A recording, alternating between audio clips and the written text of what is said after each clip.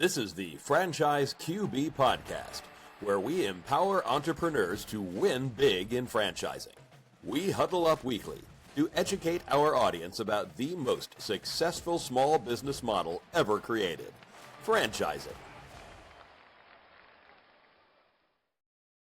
Welcome to the Franchise QB Podcast. I'm your host, Mike Halpern, a 20-year industry veteran and entrepreneur. My mission is for listeners to achieve their American dreams of creating wealth and independence through franchise ownership. Every week, we speak with franchisees, franchisors, or vendors that support the industry. Thank you for joining us, and let's get started. Joining us in the huddle today is Brad Coleman, owner and CEO of Safeway Driving. Welcome to the show, Brad. Hey, Mike. Thanks for having me. Absolutely. Great to see you here. So you were a NASCAR driver with Joe Gibbs Racing Team for 5 years and competed in the Sprint Cup Series, and also the Xfinity Series. You're the youngest American to hold a professional racing license at age 14 and raced in the Rolex 24 at Daytona at age 16 alongside two other 16-year-olds. Finishing 7th out of 64 teams, super impressive. Tell us a little bit, Brad, about how your NASCAR driving experience and the training you received as a professional driver has translated into success in business ownership and entrepreneurship. Yeah, it's been quite the journey. It's not your typical journey when it comes to entrepreneurship or having a driving school. Because a lot of people will say, well, why would I want to learn how to drive safe from somebody who just drove as fast as they could and raced cars? I had that thought too, but I kept my mouth shut. Those skills actually translate really well because, yes, I need to know how to go as fast as I can and really handle the car well to win those races. But when you think about winning races, you also need to avoid crashes. You need to know how to analyze your competitors and the situation around you and be ready for whatever's going to happen to put yourself in the best situation to succeed, which is exactly like driving on the street. You need to put yourself in a situation to succeed, and those skills translate really well to teaching new drivers. So it's actually been really nice. Yeah, that's cool. And I want to hear about like the origin story, how you got started with Safeway, because I understand it's a 50-year-old brand. I understand that you and your siblings went through it when you were kids, which is really cool. And then subsequently, at some point in the future, made the acquisition and became the owners. Tell us a little bit about the Safeway driving story. Yeah, I wish I could say I started Safeway, but I definitely did not. I'm 38 years old, and it's been open for 53 years, which we're super proud of. But my initial introduction to Safeway was when I was a student, and when I went through there when I was 15 years old. I went through their course, learned how to drive, got my license because of Safeway, and I'm a proud Safeway graduate. Like you mentioned in your intro, I was already racing cars at that time. I had my professional license when I was 14 years old, so I knew how to move a vehicle, but there was a lot of stuff about learning on the street that I needed to learn. But I moved on and eventually became a NASCAR driver. And one of the things about being a NASCAR driver is there are sponsor obligations that you got to do. And one of the big sponsors at the time was Nationwide Insurance. And what they would have us do as we're traveling the circuit, going around the country, was have certain drivers go to different high schools and speak to teenagers about the dangers of distracted driving. And I was 19, 20 years old at the time and really didn't want to do it because I was fresh out of high school. I was kind of awkward in high school, and high school kids made me nervous, but I did it because I had to. But the first session we were doing, one of these kids was in this simulator we had, and he was trying to be cool with his friends and texting, and he had a huge crash. And there was this moment where something clicked in him that I could tell that, wow, I think I might have made a difference in this kid's life. He realizes something here, and it really sparked something inside of me because I had a near accident myself texting and driving. So I had stopped that. And I was like, wow, I can actually help these people and make a difference in their lives. And I told my dad, who was my business manager at the time when I was racing, like, hey, I really enjoyed doing this. What do you think this could mean? And he said, well, why don't we go talk to your old coach, Coach Walker at Safeway Driving, tell him about it, see what he's got to say. And went and talked to him. Turns out he was wanting to sell the business and retire, and it just happened to be perfect timing. And me and my family acquired Safeway Driving, and the rest is history. Yeah, that's so cool. Thanks for sharing that with us. I work with a lot of candidates that are looking to get into franchising or business ownership, and they evaluate a lot of things. They evaluate franchise startups, franchise resales, independent resales. And it's really neat that you found this independent business and operated it for a long time and then decided to convert it into a franchise concept and allow other investors to kind of have that same experience that you had helping people, but also doing so in a franchise capacity. So tell us a little bit about Safeway Driving as a franchise concept. Like, when did you I think you mentioned kind of in the green room, you acquired the business back in 2010.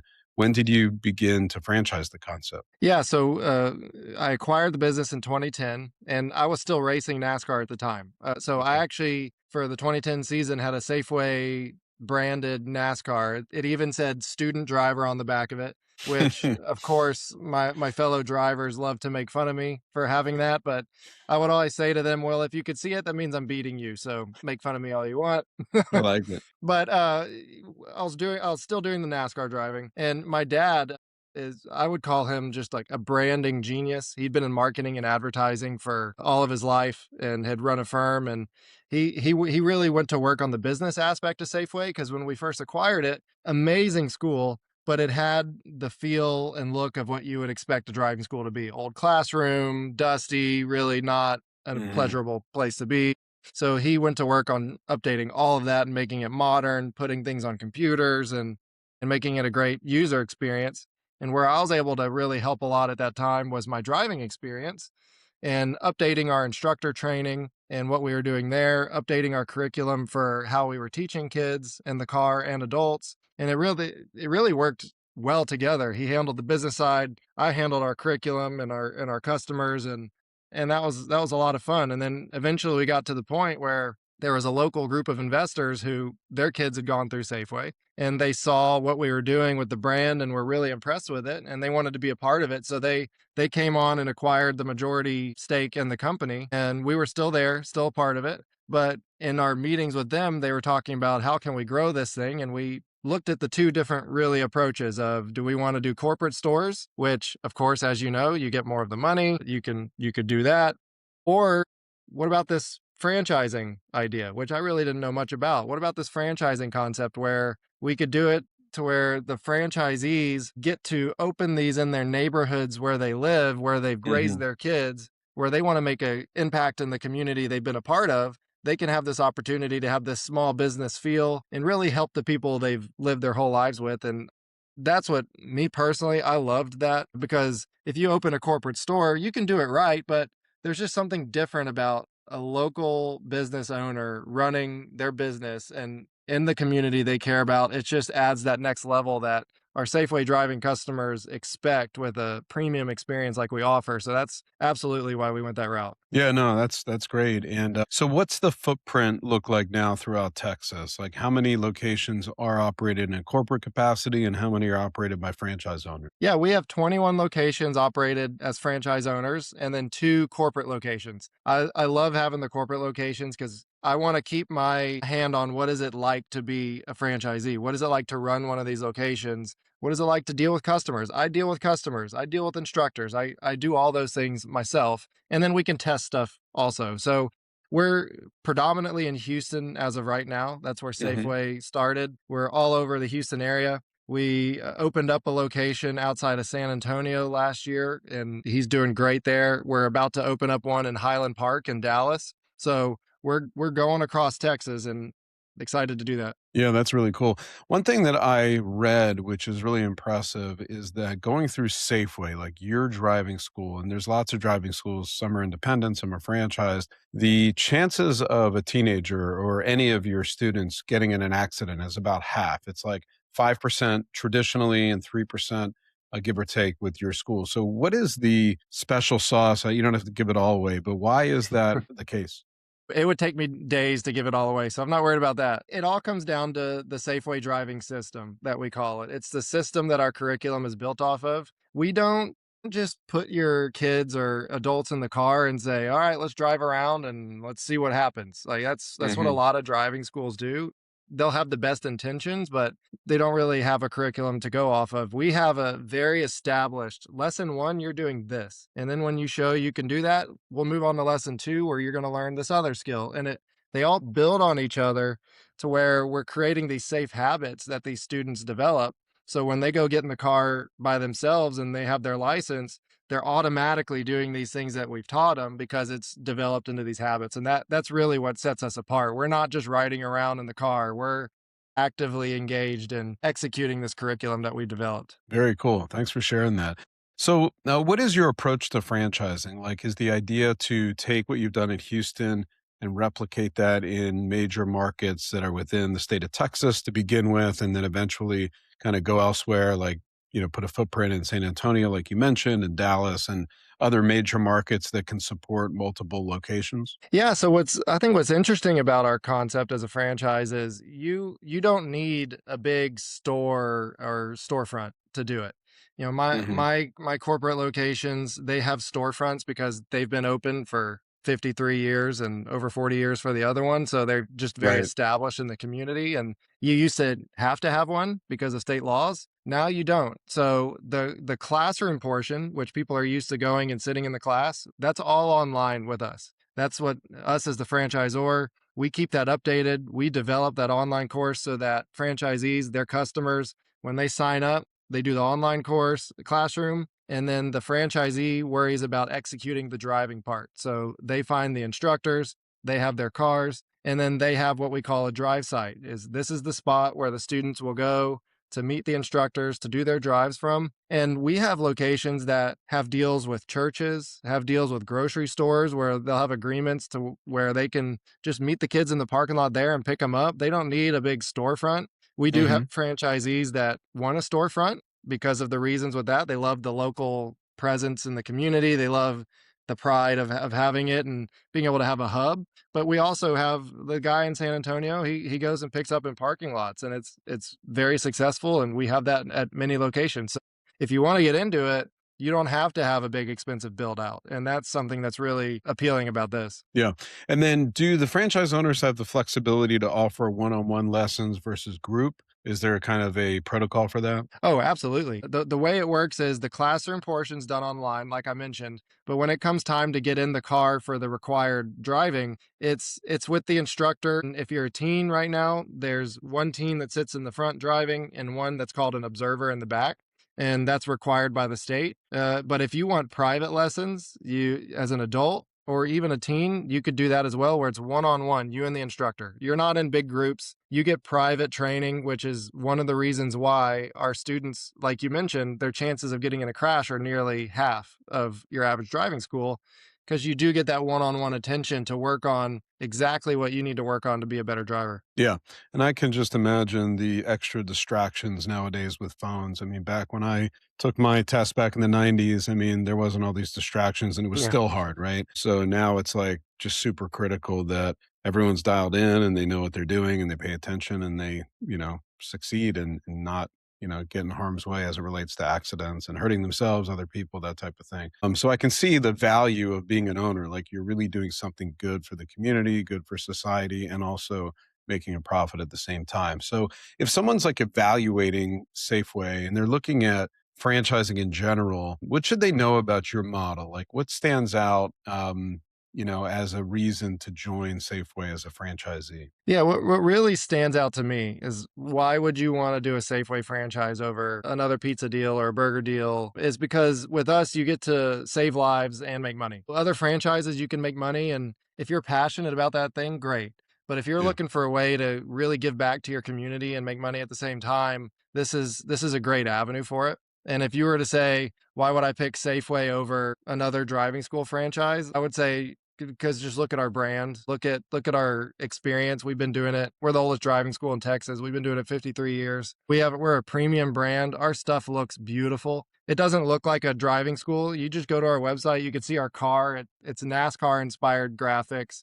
All of our platforms are beautiful. And then there's the typical things that most franchisors will say is we have great support. We're there to help you, and every step of the way we're actively engaged with all of our franchisees, just making sure they're set up for success. Yeah. So let's talk about that. Like, what makes a franchise owner successful? I mean, obviously, they need to follow the system, they have to be properly capitalized. But is there something like a characteristic about an owner that really makes them stand out as a good performer? Absolutely. We've found that the franchisees that are actively engaged in the business.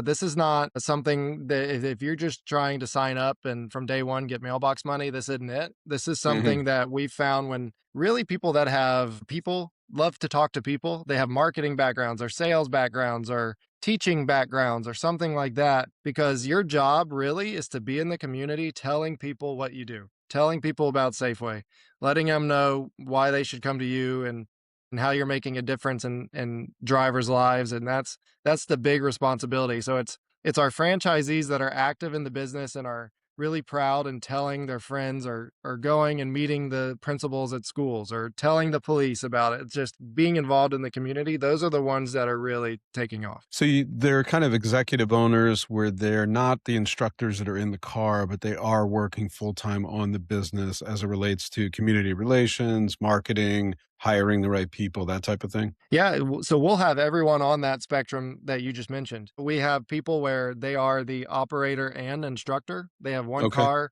They're the one going to the high schools and the PTA meetings and talking. And then in the afternoon, they're getting in the car with those people. What's really cool about that is it takes it just to the next level of that, making a difference in the community, because you're the one talking to them and you're the one teaching in the car. And it's a really big pride point. And then you have locations where the franchisee will say, I don't want to get in the car, but I love this business and I love my community. So I'll hire people to do that. And there's franchisees with 12, 13 cars that are out running with close to 20 instructors, and they'll hop in the car every once in a while just because they enjoy it. Like it's all over. If you want to have a big operation with a bunch of employees, you could do that.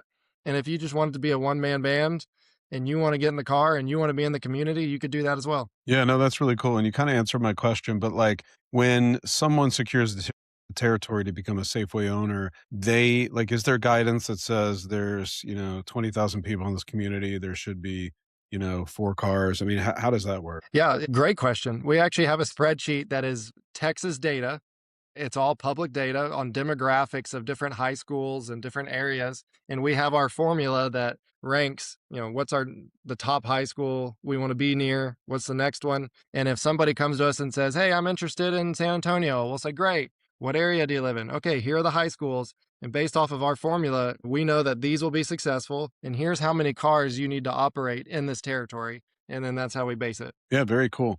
So we talked a little bit about the profile of the franchise candidate, but do they come from all walks of life? Like you have a bunch of franchisees now. Is there a certain type that would be ideal to join going forward? We have everything from a guy who was in the printing business doing sales there, to somebody who drove buses who was in technology sales. Then we have somebody who's in insurance. We have someone who's in pharmaceuticals.